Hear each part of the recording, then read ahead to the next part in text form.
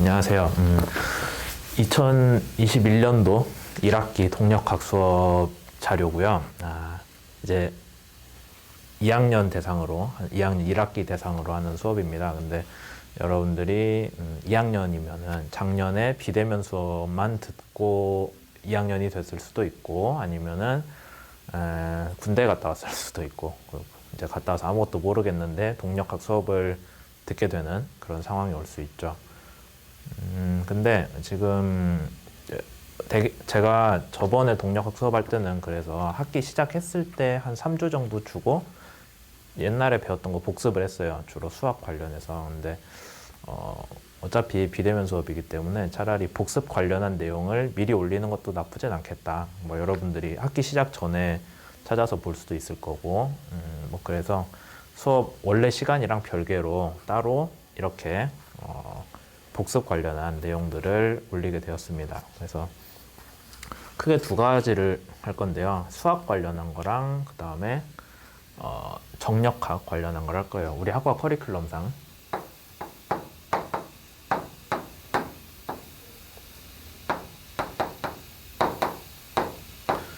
학과 커리큘럼상 1학년 때 이걸 배웠을 텐데 수학에서는 크게 동력학에서 쓰이는 수학만 얘기를 하면 되겠죠. 뭐 다른 것들 배웠을 수도 있겠지만은 그건 다른 수업에서 쓸 거고, 혹시라도 제가 다른 수업을 한다면은 비슷하게 수학 복습을 거기에 맞춰 하겠죠. 하지만 동력학에서 중요한 거는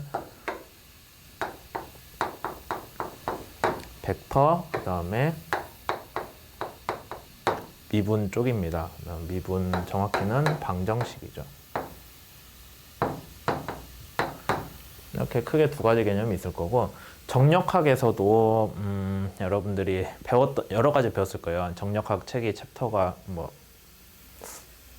이제 쓰는 책마다 다르지만은 제가 알고 있는 정력학 책에서 챕터가 한 10개 정도 되는데, 그 중에서 필요한 거는 이제 기본 개념이겠죠. 힘 같은 거. 그 다음에 주로 여기서는 평형이라는 걸 배웠어요. 그러니까 여러 군데에서 가해지는 힘들이 다 서로 만났을 때, 한 점에 작용을 했을 때 그 물체의 가속도는 0이, 그러니까 운동은 없는 그런 걸 평형 상태라는 걸 배웠고요. 그 다음에 뭐 이것저것 더 배웠을 텐데 잘 기억은 안 나네요. 여튼 뭐 그런 것들이 있을 겁니다. 그래서 이제 수업 시작 전에, 3월에 수업이 시작하기 전에 겨울방학 동안에 요거 관련한 내용들을 미리 업로드를 할 거예요. 그러면 여러분들이 나는 뭐 이미 이런 거 잘 알고 있다. 제일 좋은 거죠. 1학년 때 배웠던 거를 잘 기억하시는 분들은 구태여 뭐 이걸 다시 볼 이유는 없는 거고, 그 다음에 혹시라도 이게 동력학 수업을 들어가기 전에, 동력학 수업 시작하기 전에 뭐 내가 잘 기억은 안 나는 것들이 있다 라고 하시는 분들은 이번 영상들 열심히 보시면서 뭐 이제 이런 것들이 다시 나오는구나, 내가 옛날에 배웠지만 기억은 안 나는데 다시 알아두면 좋겠다라는 것들 하는데 좀 도움이 됐으면 좋겠어요. 그래서 시작을 해봅시다.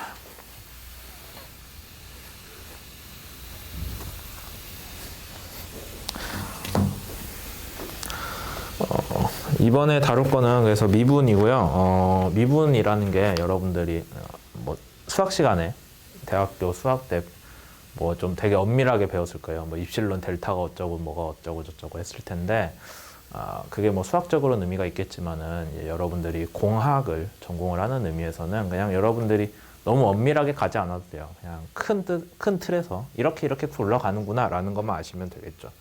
그래서 먼저 배워야 되는 게 변화율이라는 겁니다.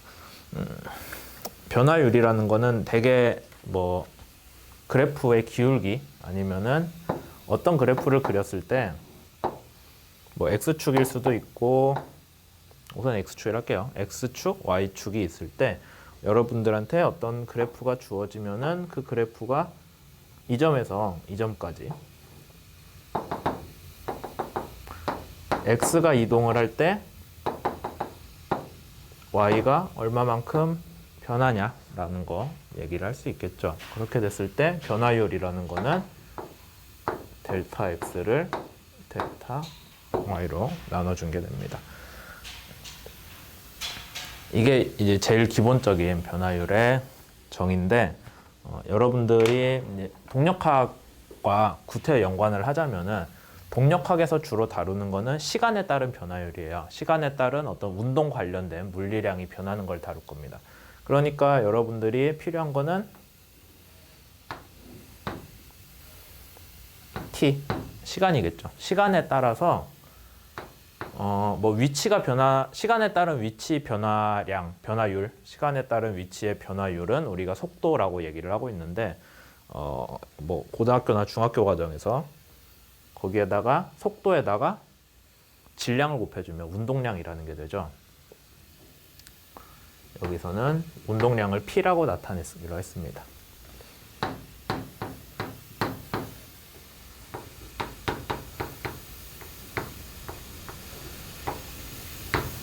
MV라고 쓴다라고 아시면 되겠죠. 그렇게 했을 때 어떤 그래프가 나올지는 뭐 케이스마다 다르겠지만 저 그림이랑 똑같이 그려놓고요. 이렇게 했을 때 t가 1초라고 해요. 1초에서 10초, t1, t2라고 합시다. t1에 1초에서 10초까지니까 한 9초가 흐른 거예요.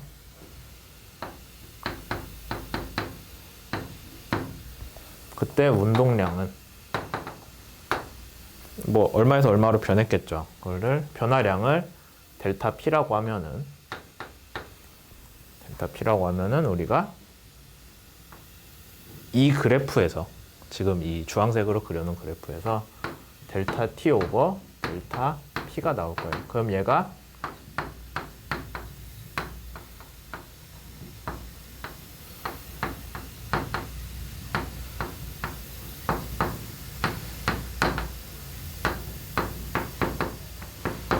변화율이 되겠죠. 제가 여기서는 변화율이라는 말을 썼어요. 변화량이 아니라.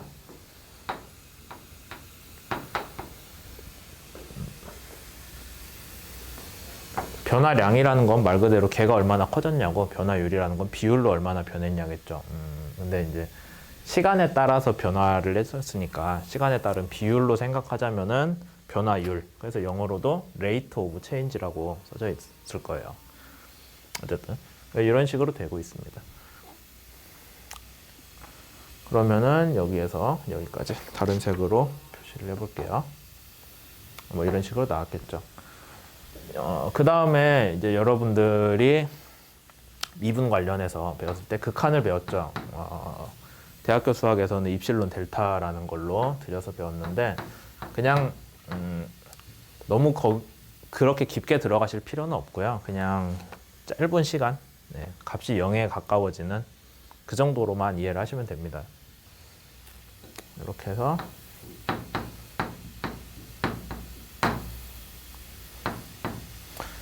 그러면 델타 T가 아까는 1초에서 10초까지였어요. 그러니까 한 9초 동안 기다리면서 운동량의 변화량을 쟀는데, 좀 사람들이 성질이 급하다 보니까 나는 더 짧은 델타 T를 원한다 라고 얘기를 할 수 있겠죠.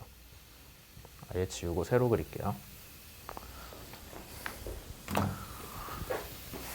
나는 더 짧은 시간 동안에 델타 T를 원해 라고 하면은, 뭐 누군가는 아까 여기가 1초였고 여기가 10초였으니까 10초 기준으로 볼게요. 1초에서 10초까지 안 기다리고 5초에서 10초까지 기다린 사람도 생길 수 있겠죠. 그렇게 했을 때 시간에 따른 X방향이죠. 시간에 따른 Y방향 변화율은 어떻게 얘기가 될까요? 요 그래프의 기울기가 되는 거예요. 기울기.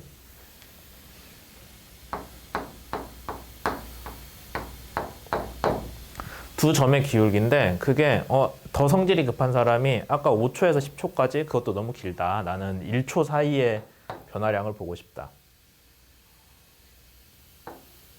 이런 거죠. 더 가다가 그러면 나는 정말 조금 변하는 거를, 정말 짧은 시간에 변하는 그걸 보고 싶다라고 하면은 델타 T가 0에 가까워지는 거예요. 네. 이렇게. 델타 t가 0에 가까워질 때는 정말로 그 점에서의 곡선의 그 점에서의 기울기를 그대로 나타낸다라고 볼 수가 있겠죠. 그렇게 하는 게 우리가 얘기하는 변화율에서 극한을 가져갔을 때 미분의 개념으로 넘어가게 되는 겁니다. 그러면 이 식을 구태여 시간에 따른 운동량 변화율을 써온 게 시간에 따른 운동량의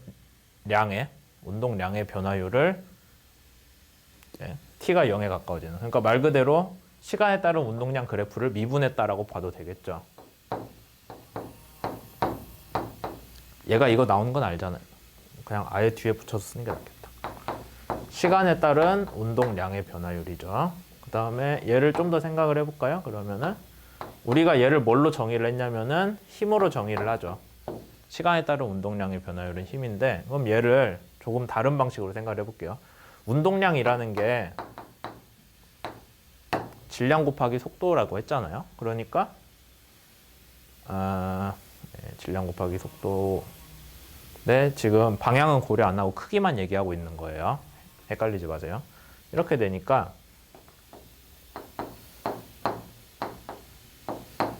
얘는 이거고, 그 다음에 m이랑 v랑 둘 다 뭐 시간에 따라 변하는지 안 변하는지 모르겠는데 변수긴 변수니까 미분을 해줄 때 하나는 앞에 나오고 하나는 뒤에 나오고 하겠죠.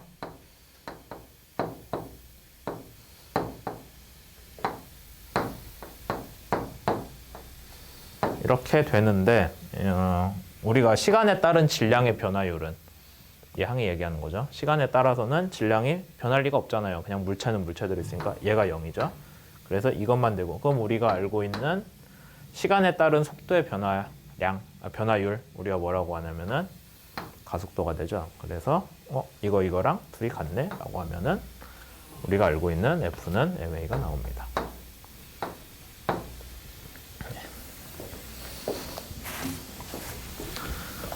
이제 여기서 얘기한 건 F를 ma를 증명한 거는 아니에요. 그거는 그냥 우리가 그렇게 법칙으로 나와 있는 거고, 증명의 대상은 아니고 법칙으로 되어 있고, 다만 두 가지를 약속을 했죠. 시간에 따른 운동량의 변화율을 힘으로 본다라는 거 있었고, 그 다음에 속도의 시간에 따른 변화율을 가속도로 한다. 하나 더 했나요? 시간에 따른 질량 변화량은 없다. 세 가지 했었네요. 그렇게 했을 때 우리가 운동량을 가지고 이제 t가 0에 한없이 가까워질 때 아주 짧은 시간 동안 운동량이 변하는 정도를 이제 우리가 힘이다 라고 부르도록 하자라고 된 거죠.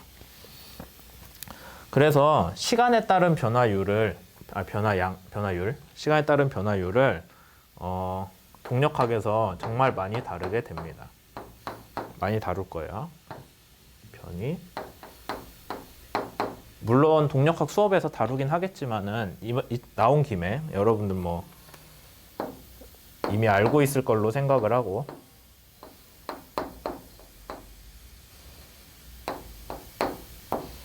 선형 운동량인데 직선 방향 운동만 하는 거예요. 회전 생각 안 하고.